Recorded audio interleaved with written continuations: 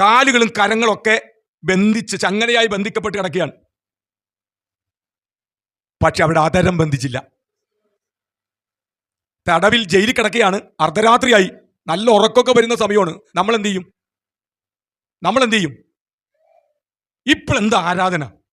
ഒന്നാമത് ജയിലാണ്, ഒന്നാമത് ബന്ധിക്കപ്പെട്ടവരായി കിടക്കുകയാണ്. മൊത്തം കാണുന്നവരല്ല ഭീകരന്മാരായ ആൾക്കാരോട് ചുറ്റും. എന്താ ആരാധന?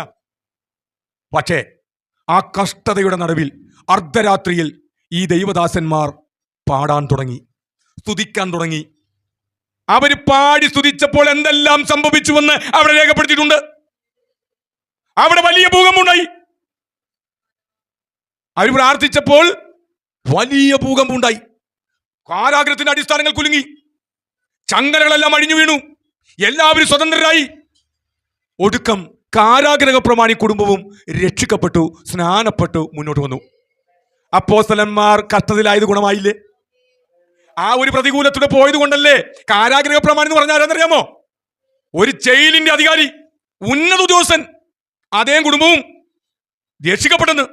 പ്രിയപ്പെട്ടവരെ, സമൂഹത്തിൽ പല ഉന്നതരായ ആളുകൾ രക്ഷിക്കപ്പെടണമെങ്കിൽ, പലരും യേശുവിനെ കാണണമെങ്കിൽ, അറിയണമെങ്കിൽ, നമ്മൾ ചിലപ്പോൾ സഭയിലുള്ള മക്കൾ, ദൈവദാസന്മാർ, ദൈവമക്കൾ പ്രതികൂലങ്ങളിലൂടെ പോകാൻ തയ്യാറാകണം. പ്രതികൂലങ്ങളിൽ അടിയുറച്ചു നിൽക്കുകയാണെങ്കിൽ, ആരാധിക്കുമെങ്കിൽ, പ്രാർത്ഥിക്കുമെങ്കിൽ, പ്രിയപ്പെട്ടവരെ, ദൈവം ആരാണെന്ന് ദൈവം തെളിയിക്കും.